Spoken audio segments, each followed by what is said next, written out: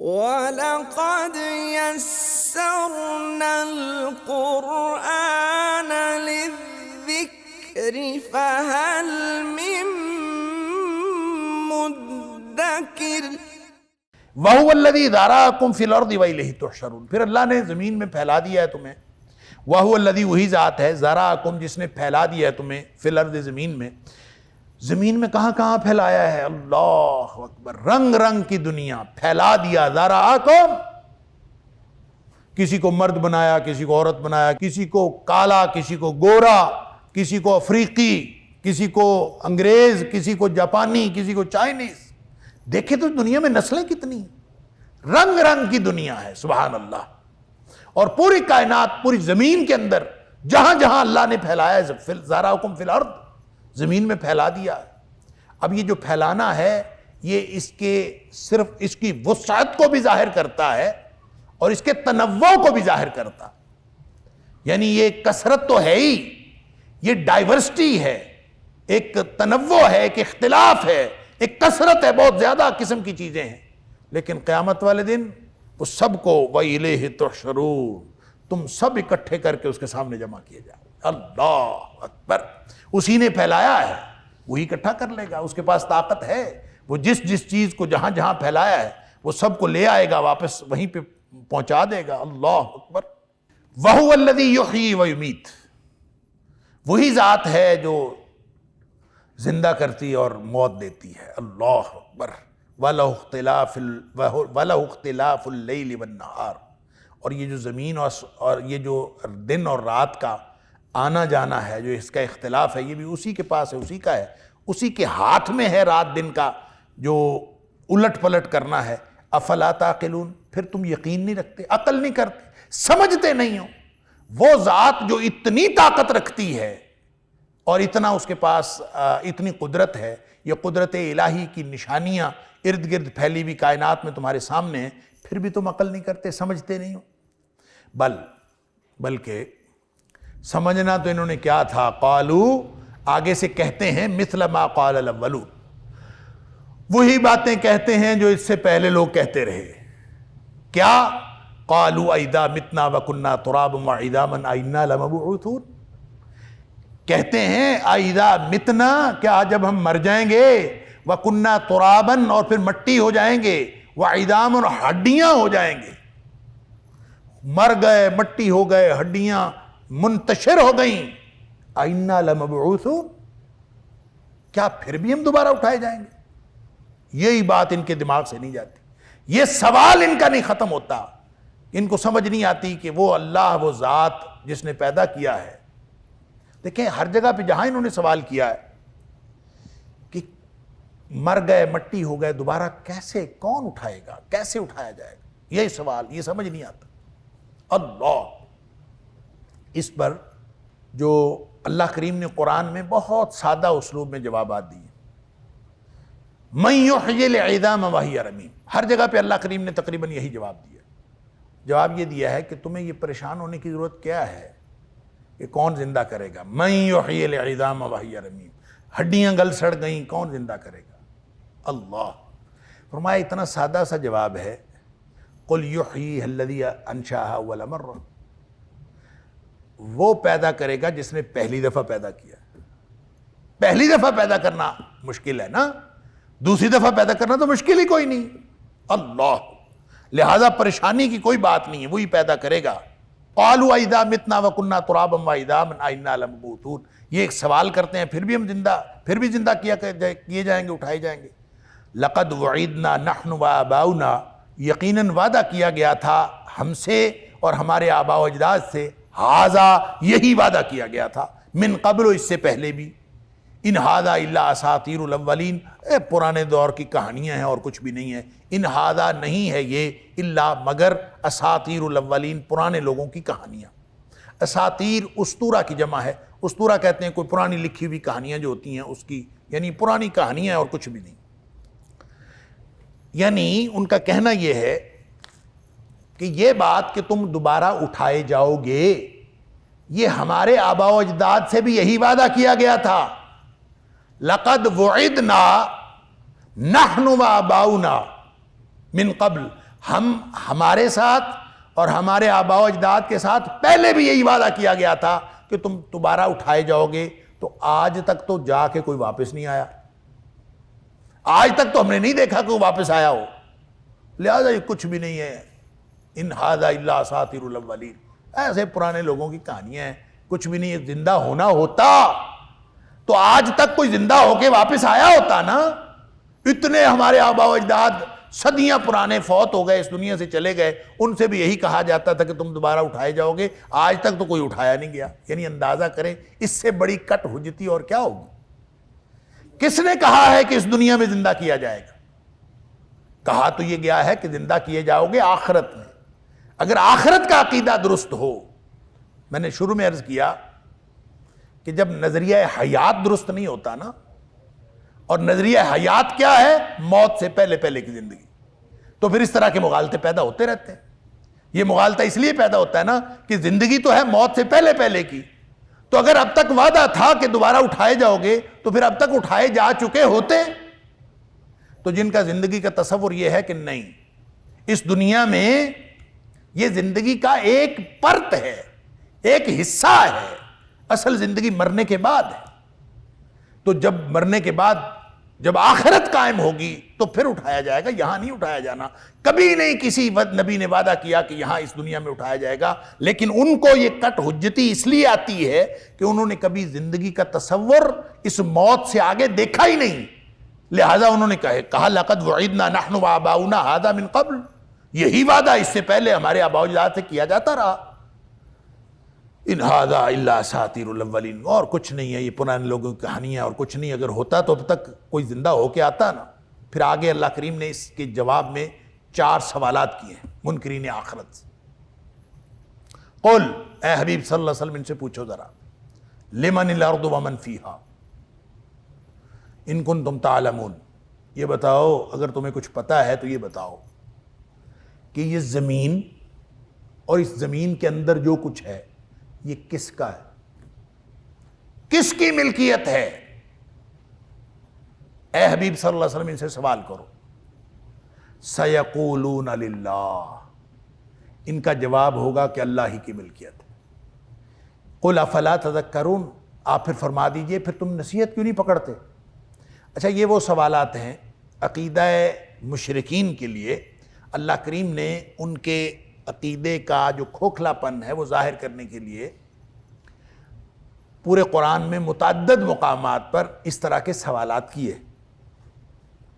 یہ سوالات یہاں سورۃ المومنون میں بھی ہیں، یہ سورہ عنکبوت میں بھی ہیں، یہ سوالات سورہ زخرف میں بھی ہیں، سورہ یونس میں بھی ہیں۔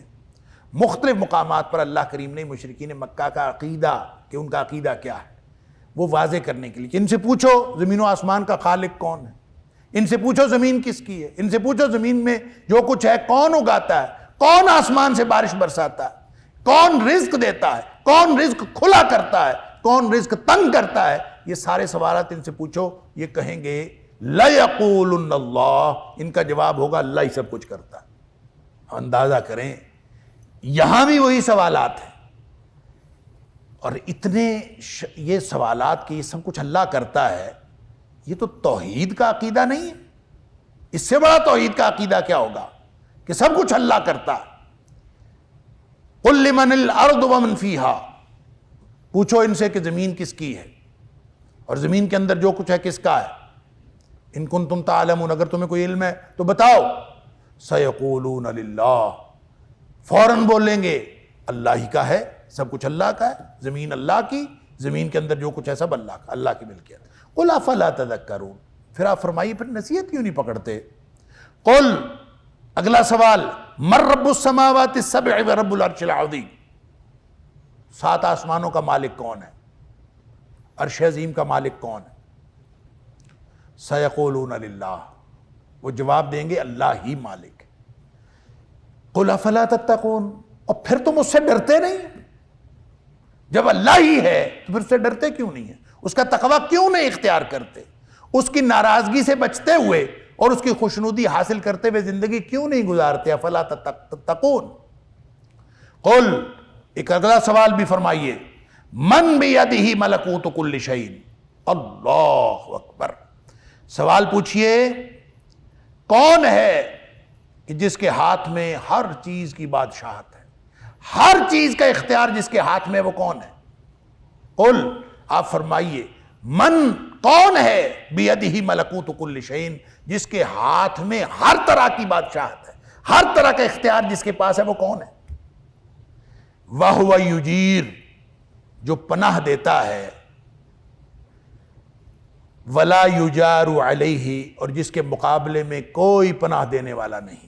اللہ اکبر، جس کے مقابلے میں پناہ نہیں دی جا سکتی۔ ان کنتم تعلمون، اگر تمہیں پتا ہے تو یہ بتاؤ۔ اللہ اکبر، یعنی وہ پناہ دیتا ہے اور وہ حفاظت کرتا ہے، اور اس کے مقابلے میں حفاظت نہیں کی جا سکتی، پناہ نہیں دی جا سکتی۔ وہ نبی اکرم صلی اللہ علیہ وسلم نے حضرت ابن عباس رضی اللہ تعالیٰ عنہ سے فرمایا تھا نا، وہ ترمذی کی حدیث ہے کہ حضرت ابن عباس رضی اللہ تعالیٰ عنہ ابھی چھوٹی عمر کے تھے، نبی پاک صلی اللہ علیہ وسلم کے ساتھ سواری کرنے کا موقع ملا، آپ کے پیچھے سواری کرنے کا موقع۔ راستے میں نبی کریم صلی اللہ علیہ وسلم چند باتیں سکھائیں حضرت ابن عباس رضی اللہ تعالیٰ عنہ، سبحان اللہ، اور اس میں وہ ساری عقیدے کی باتیں تھیں، جیسے چھوٹے بچے کو عقیدہ سکھایا جاتا، اور اس میں آغاز یہاں سے کیا، یا غلام، اے لڑکے، اللہ اکبر، ہمیشہ اللہ کو یاد رکھنا، احفظ اللہ، ہمیشہ اللہ کو یاد رکھنا، اور تو اللہ کو یاد رکھے، یحفظک، اللہ تجھے یاد رکھے گا۔ سادہ سی بات ہے، اب کسی چھوٹے بچے کو سمجھا دیا جائے کہ اللہ تمہاری حفاظت کرے گا، اور احفظ اللہ تجد تجاہک، کہ تو اپنے رب کو ہمیشہ یاد رکھ، اور جہاں بھی تجھے ضرورت پڑے گی تیرا اللہ تیرے سامنے ہوگا، سبحان اللہ، وہ تیری حفاظت کرنے کے لیے آ جائے گا۔ تو وہاں ایک بات نبی پاک صلی اللہ علیہ وسلم نے یہ بھی سکھائی کہ بیٹے یہ بھی یاد یا وَعْلَمْ أَنَّ الْأُمَّةَ لَوْ اجْتَمَعَتْ عَلَىٰ أَن يَنْفَعُوكَ بِشَيْءٍ، اگر ساری امت اکٹھی ہو جائے، بیٹے یہ بات یاد رکھ لے، پلے باندھ لے کہ ساری امت اکٹھی ہو جائے اور پروگرام یہ ہو کہ تجھے کوئی فائدہ پہنچانا ہے، عَلَىٰ أَن يَنْفَعُوكَ بِشَيْءٍ، ساری امت طے کر لے کہ تجھے فائدہ دینا ہے، اللہ اکبر، لَمْ يَنْفَعُوكَ إِلَّا بِشَيْءٍ قَدْ كَتَبَ اللَّهُ لَكَ، وہ اس کے علاوہ تجھے ککھ بھی فائدہ نہیں دے سکتے سوائے اس کے جو اللہ نے تیرے لیے فائدہ لکھ رکھا، سبحان اللہ۔ اللہ فائدہ دینا چاہے تو فائدہ ہوگا، ساری کائنات اکٹھی ہو جائے تو فائدہ نہیں دے سکتے۔ اور اسی طرح اگر ساری کائنات تجھے، ساری دنیا، وَلَوِ اجْتَمَعُوا عَلَىٰ أَن يَضُرُّوكَ بِشَيْءٍ، ساری دنیا اکٹھی ہو جائے کہ تجھے نقصان پہنچانا ہے، لَمْ يَضُرُّوكَ بِشَيْءٍ إِلَّا قَدْ كَتَبَ اللَّهُ عَلَيْكَ، ہاں اللہ نے کوئی لکھا ہوا ہو نقصان تیرے اوپر پہنچانا، تو سوائے اس نقصان کے کوئی اور نقصان تجھے نہیں پہنچا سکتا۔ وَهُوَ يُجِيرُ، وہ پناہ دیتا ہے، وَلَا يُجَارُ عَلَيْهِ، اس کے مقابلے میں کوئی پناہ دینے والا نہیں، یعنی جس کو اللہ حفاظت، جو اللہ کی حفاظت میں آ جائے اس سے بڑی حفاظت کوئی نہیں، اور جو اللہ کے مقابلے میں ہو اس کا کوئی حفاظت کرنے والا نہیں۔ اللہ، ان کنتم تعلمون، بتاؤ تو صحیح طرح، سیقولون للہ، وہ کہیں گے ایسے اختیار صرف اللہ کا ہے، جس کے پاس ہر قسم کا اختیار ہے وہ کون ہے؟ من بیدہ ملکوت کل شیء، کون ہے جس کے ہاتھ میں سارا اختیار ہے؟ وہ یجیر، اور وہی پناہ دیتا ہے، ولا یجار علیہ، اور اس کے مقابلے میں کوئی پناہ نہیں دی جا سکتی۔ ان کنتم تعلمون، اگر تمہیں علم ہے تو بتاؤ، سیقولون للہ، وہ کہیں گے ایسی ہستی صرف اللہ کی ہے۔ قل فانا تسحرون، آپ پھر فرما دیجئے پھر کدھر سحر زدہ ہوئے جاتے ہو، کدھر تمہارے اوپر جادو کیا جاتا ہے، یعنی جیسے جادو وہ ہو اور تم صحیح الفکر اور صحیح العقل ہو ہی نہیں، تمہاری عقل کام ہی نہیں کر رہی، مخبوط الحواس ہو کے، جادو زدہ ہو کے کسی اور طرف جا رہے ہو، وگرنہ جس کی عقل کام کر رہی ہو وہ تو پھر اللہ کی طرف آتا۔ یہ وہ سوالات ہیں یہ جو جس کے جواب میں نے عرض کیا سورۃ العنکبوت، سورہ زخرف، سورہ یونس اور یہاں سورہ مومنون میں مختلف جگہوں پہ اللہ کریم نے یہ سوالات کیے ہیں، اور مشرکین مکہ سے ہر جگہ تقریباً یہی فرمایا کہ ان سے پوچھو، یہ کہیں گے اللہ ہی سب کچھ کرتا ہے۔ اب جب اللہ ہی سب کچھ کرتا ہے تو اس کا مطلب ہے مشرکین مکہ تو اللہ کو ماننے والے تھے، وہ تو عقیدہ توحید کے قائل تھے، اس سے تو نتیجہ یہی نکلتا ہے۔ اس سے اچھا عقیدہ توحید کس کا ہوگا کہ زندہ کرتا کون ہے؟ اللہ، مارتا کون ہے؟ اللہ، زمین کس کی؟ اللہ کی، بادشاہت کس کے پاس؟ اللہ کے پاس، اختیار کس کے پاس؟ اللہ کے پاس۔ یہ مشرکین مکہ کا عقیدہ ہے، کسی موحد کا عقیدہ نہیں ہے۔ مشرکین مکہ وہ ہیں جو رجسٹرڈ جہنمی ہیں، اللہ اس کے رسول صلی اللہ علیہ وسلم کے دشمن ہیں۔ تو ان جہنمیوں کا عقیدہ یہ ہے کہ اللہ ہی سب کچھ کرتا ہے، تو پھر عقیدہ توحید کیا ہے؟ سوال پیدا ہوتا ہے۔ اگر یہ عقیدہ رکھنے کے باوجود وہ جہنمی ہے تو پھر وہ کیسا عقیدہ ہے جس کو رکھنے کے بعد انسان جنتی ہوتا ہے؟ سمجھ لیجئے عقیدہ توحید جو ہے نا وہ صرف اللہ کو مان لینا کافی نہیں ہے، اللہ کی ماننا بھی ضروری ہے۔ توحید اسی لیے اہل علم نے اس کے 3 حصے کیے ہیں، ایک توحید ذات، ایک توحید اسماء و صفات، ایک توحید عبادت۔ توحید فی الذات، اس کو دوسرے لفظوں میں توحید ربوبیت بھی کہتے ہیں۔ ایک ہے توحید فی الاسماء والصفات، یہ توحید اسماء و صفات، اور ایک تیسری توحید ہے جس کو توحید فی العبادت کہتے ہیں، یا دوسرے معنوں میں اس کو توحید الوہیت کہتے ہیں۔ بات سمجھ میں یہ آئی؟ جس کو توحید ربوبیت کہتے ہیں، اس کا ہر مشرک قائل ہوتا تھا۔ یہ جو قرآن نے بار بار ان کا عقیدہ بیان کیا ہے تو کس چیز کے قائل نہیں تھے؟ وہ ہے توحید الوہیت۔ جو غلطی تھی، جو گڑبڑ تھی، جو خرابی تھی، وہ توحید فی العبادت یا توحید الوہیت میں تھی۔ عبادت جو خالص اللہ کی کرنی چاہیے وہ درمیان میں اور لوگوں کے بھی کرتے تھے۔ وہ اعمال و افعال جو صرف اللہ کے لائق شان ہیں، وہ اللہ کے علاوہ مخلوق کے لیے بھی روا رکھنا یہ شرک ہے۔ یا وہ کہتے تھے کہ ہم مخلوق میں سے کسی کی پوجا کرتے ہیں اور اس لیے کرتے ہیں کہ یہ ہمیں اللہ کے قریب کر دینے والے، یہ تھا شرک۔ کیونکہ شرک فی العبادت، عبادت صرف اللہ کی، ہر وہ چیز جس کا تعلق عبادت کے قبیل سے ہے وہ اللہ کے علاوہ کسی اور کے لیے روا نہیں رکھی جا سکتی۔ آپ کسی اور کی کریں، بھلے کہتے رہیں جی میں تو اس لیے کرتا ہوں کہ یہ ہمیں اللہ کے قریب کر دیتے ہیں، آپ اگر بھلے یہ کہتے رہے، تو یہی تو مشرکین مکہ کے شرک تھا۔ اللہ تعالیٰ نے سورہ زمر کی آیت نمبر 3 کے اندر فرمایا ما نعبدہم الا لیقربونا الی اللہ زلفی، ہم ان کی بندگی، ان کی پوجا صرف اس لیے کرتے ہیں، اصل میں ہم اللہ کی کرتے ہیں، ان کی پوجا اس لیے کرتے ہیں کہ ہمیں اللہ کے قریب کر دیتے ہیں۔ یا پھر سورہ یونس میں آیت نمبر 18 غالباً سورہ یونس میں فرمایا کہ وَيَقُولُونَ هَؤُلَاءِ شُفَعَاؤُنَا عِندَ اللَّهِ، کہ ان کی وہ بندگی کرتے، پکارتے ہیں ان کو۔ پکارنا صرف اللہ کی ذات، اللہ کے لائق شان ہے، وہ پکارنا۔ اب ہمیں پھر یہ سمجھ نہیں آتی کہ ہم پکارتے ایک دوسرے کو بھی ہیں، تو پکارنا اگر عبادت ہے اور پکارنے سے شرک ہوتا ہے تو ہم تو سارے نعوذ باللہ من ذالک مشرک ہو گئے۔ تو سن لیجئے، ایک پکارنا وہ ہوتا ہے جو کسی کو آواز دے تو اس کو سنائی دے، اور تحت الاسباب اس کے سنائی دینے کے پورے امکانات موجود ہوں، تو اس کو اگر پکارا جائے گا۔ میں اگر یہاں بول رہا ہوں، آپ مجھے سن رہے ہیں، کیمرہ لگا ہے، اس کے ذریعے سے اور لوگ بھی سن رہے ہیں، یہ اسباب ہیں، ان اسباب کے ذریعے سے پکارا جا رہا ہے، سنا جا رہا ہے۔ اور میں اگر یہ کہوں، اور یہ اسباب ہے، اور اسباب کے علاوہ اگر سننے کا کوئی امکان نہ ہو، ایسا شخص جو یہاں سے تیسرے کمرے میں بیٹھا ہو، اس کے پاس موبائل فون بھی نہ ہو، اس کے پاس یہ کیمرے کے ساتھ کنیکٹیویٹی بھی نہ ہو، انٹرنیٹ کے ساتھ کنیکٹیویٹی بھی نہ ہو، تو آپ یہ سمجھیں کہ وہ بھی سن رہا ہے، بغیر اسباب کے سن رہا ہے۔ پھر یہ شرک ہوگا. اگر یہ اسباب موجود ہیں تو پھر یہ شرک نہیں ہے.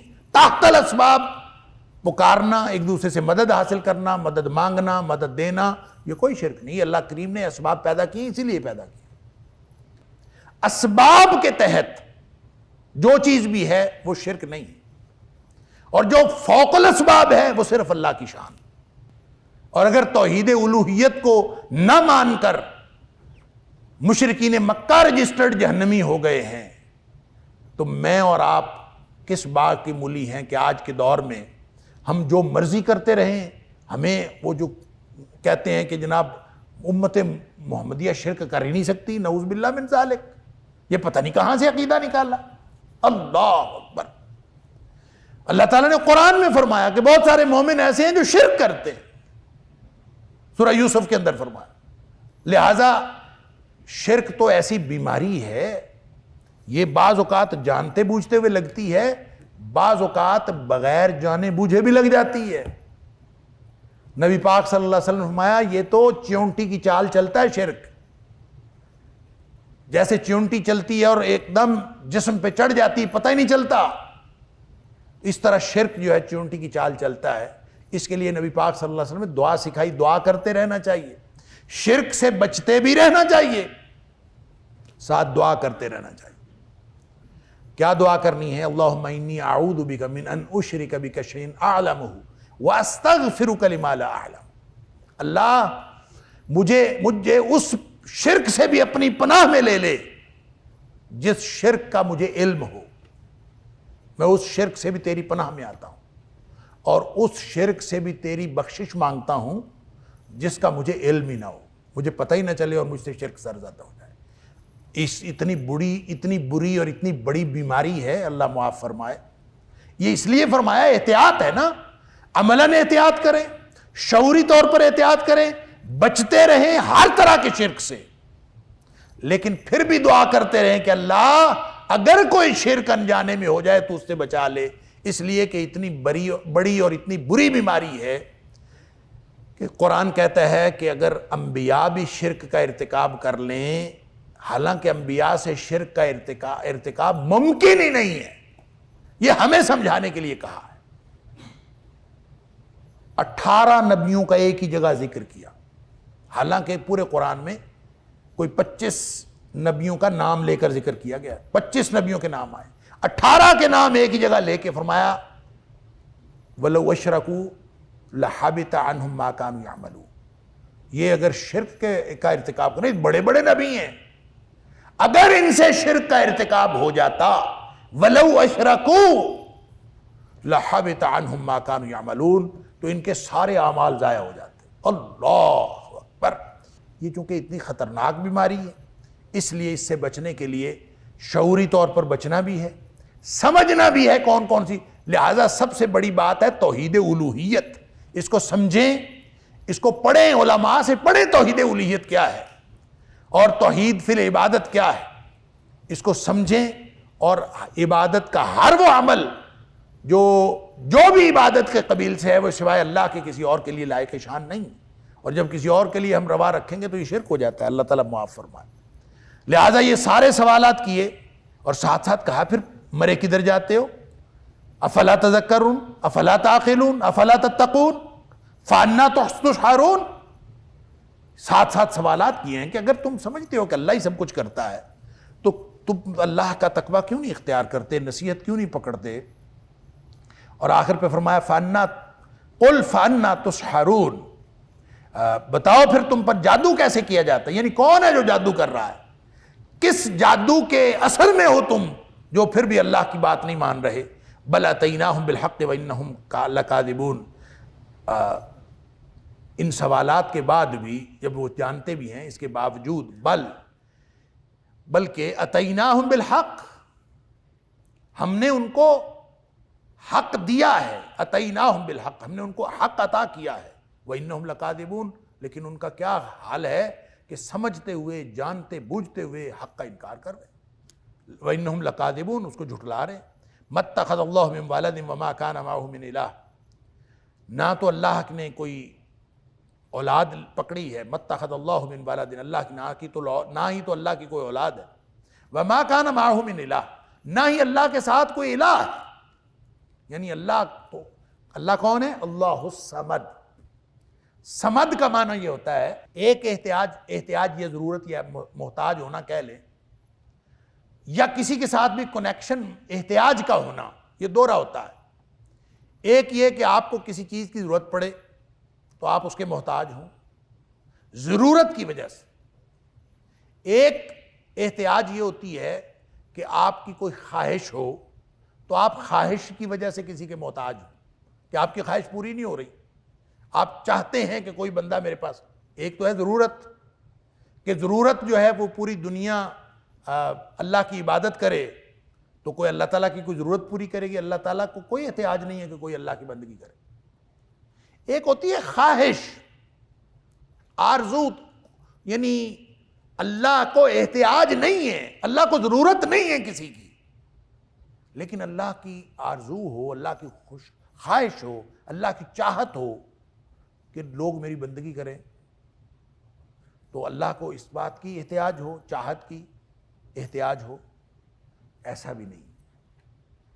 اللہ تعالیٰ کو کسی چیز کی احتیاج نہیں. الصمد کا معنی یہ ہے کہ وہ اس کو کوئی نہ اس کی بندگی کرے, کوئی اس کو نہ پکارے, کوئی اس کو نہ دیکھے, اس کے باوجود اس کو کسی کی ضرورت نہیں.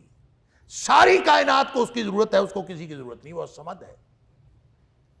اچھا جی, اس ذات کو جو الصمد ہے, اللہ اکبر, اس الصمد ذات کو جس کے ساتھ نہ کوئی الہ ہے, نہ اس کی کوئی اولاد ہے, اس کو کوئی احتیاج نہیں ہے. تو اللہ تعالیٰ حدیث قدسی میں اللہ تعالیٰ فرماتا ہے, حدیث قدسی وہ ہوتی ہے جس میں نبی پاک صلی اللہ علیہ وسلم فرمایا اللہ یوں فرماتا. تو اللہ نے یہ فرمایا کہ اگر تمہارے اول انسان سے لے کر آخر انسان تک اور اول جن سے لے کر آخر جن تک, لو ان اولکم وآخرکم وجنکم وانسکم, یعنی تمہارے اول انسان سے لے کر آخر انسان تک اور اول جن سے لے کر آخر جن تک, کانوا علی اتقى قلب رجل واحد منکم, وہ اگر تم میں سے جو سب سے زیادہ متقی اور نیک ہے نا, وہ ویسا بن جائے, ہر ایک متقی ترین بن جائے, اللہ سے ڈرنے والا, اللہ کی خوشنودی حاصل کرنے والا بن جائے, تو اللہ تعالیٰ فرماتا ہے مجھے کیا فائدہ, ما زاد فی ملکی شیئا, یہ میری خزانے میں ذرہ بھر اضافہ نہیں کر سکتے, میرے اختیار میں, میری بادشاہت میں ذرہ بھر اضافہ نہیں کر سکتے. اللہ اکبر. اور اسی طرح فرمایا کہ اگر یہ سارے کے سارے اول جن سے لے کر آخر جن تک, اول انسان سے لے کر آخر انسان تک, یہ سارے کے سارے اگر کانوا علی افجر قلب رجل واحد منکم, یہ اگر تم میں سے سب سے زیادہ جو فاسق و فاجر آدمی ہے اس جیسے بن جائیں, سارے کے سارے انسان, سارے کے سارے جن, فرمایا ما نقص ذلک مما عندی شیئا, یہ میرے خزانے میں ذرہ بھر بھی کمی نہیں کر سکتے. وہ ہے الصمد.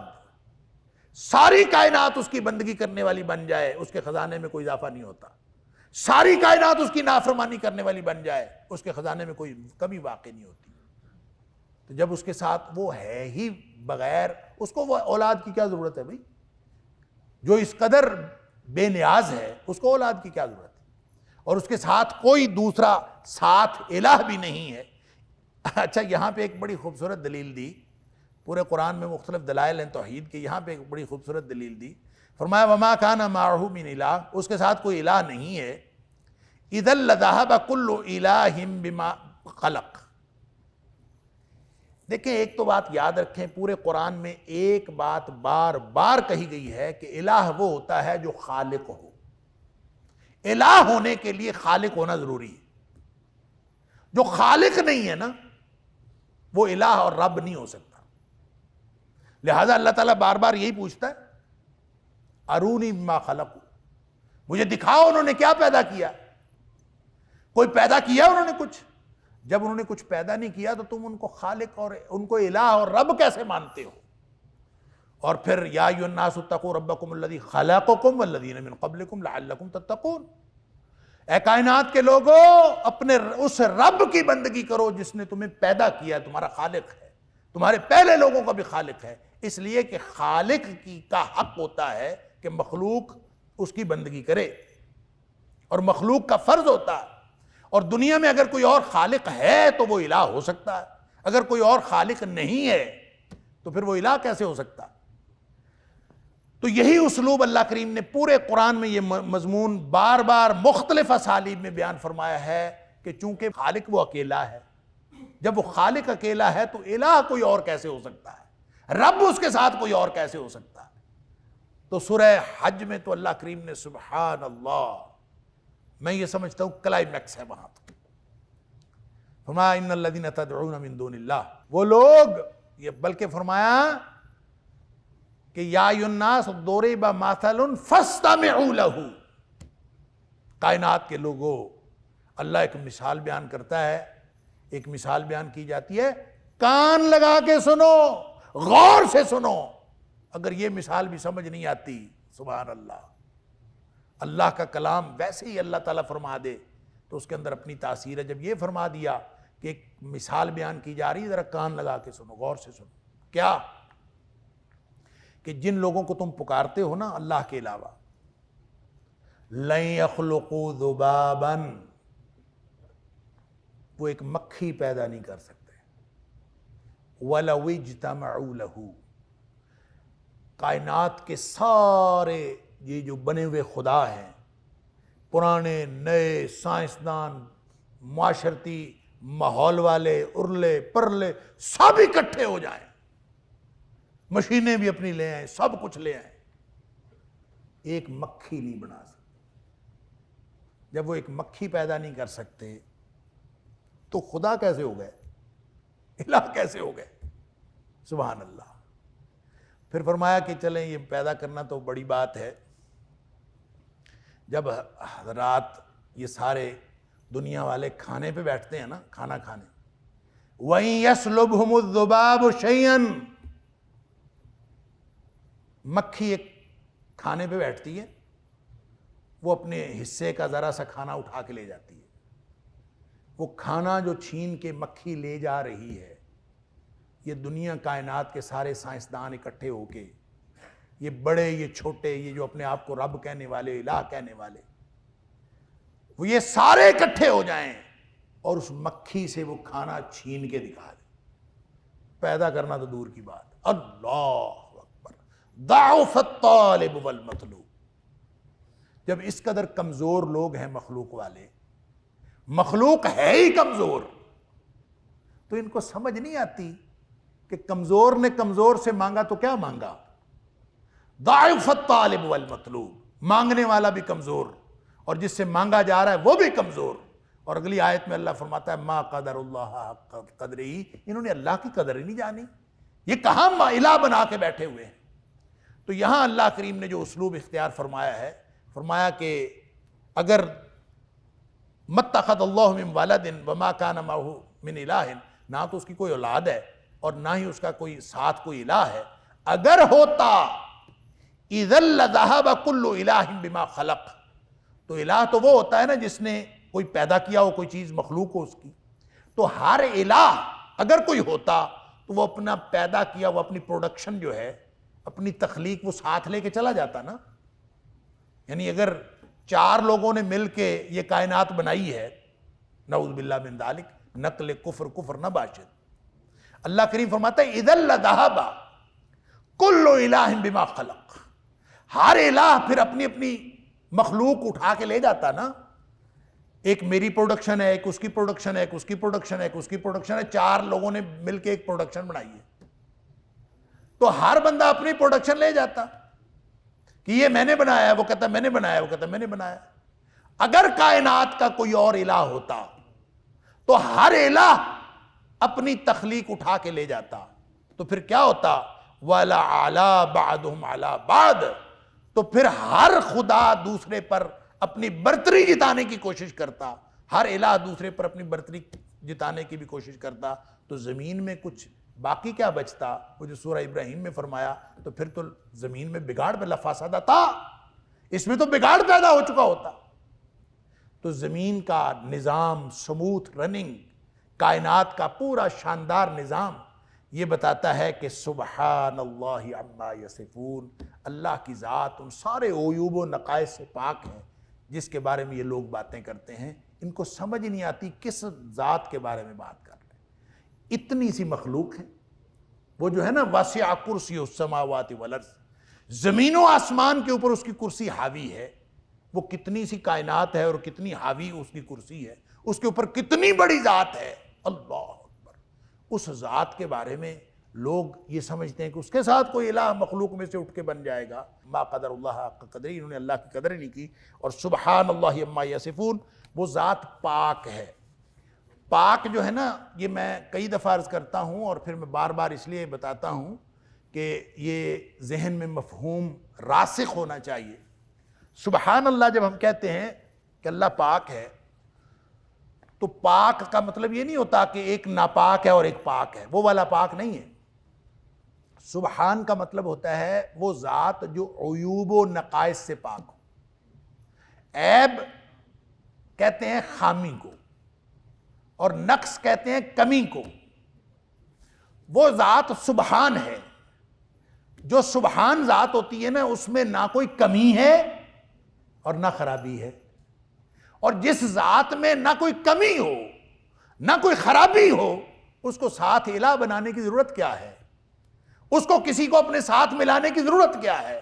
وہ ہر احتیاج سے پاک ہے۔ اس لیے جہاں کہیں شرک کا ذکر ہوتا ہے، سبحان اللہ عما یصفون، وہ ذات ہر قسم کے عیوب و نقائص سے پاک ہے۔ اور دوسری بات یہ کہ سبحان کا لفظ، اس کے اندر یہ عیوب و نقائص سے پاکی ہوتی ہے، یہ اس کا سلبی پہلو ہے۔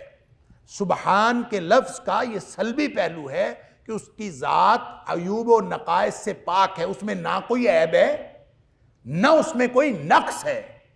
لیکن اس کے اندر ایک ایجابی پہلو بھی اسی سبحان کے لفظ کے اندر موجود ہے، اور وہ ایجابی پہلو یہ ہے کہ اس کی ذات کمالات اور خوبیوں کا مجموعہ ہے۔